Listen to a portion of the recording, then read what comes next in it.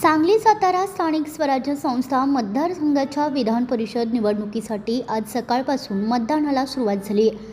या निवडणुकीत महायुती आणि महाविकास आघाडी यांच्यात थेट लढत होत असून भाजपचे धैर्यशील कदम आणि राष्ट्रवादी काँग्रेस शरदचंद्र पवार पक्षाचे अभयसिंह जगताप हे प्रमुख उमेदवार रिंगणात आहेत, तर किशोर धुमाळे अपक्ष उमेदवार म्हणून निवडणूक लढवत आहेत।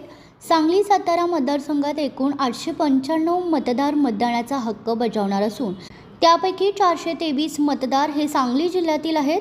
मतदान प्रक्रिया सुरळीत पार पडावी यासाठी जिल्हा प्रशासनाकडून 5 ठिकाणी मतदान केंद्राची व्यवस्था करण्यात आली आहे।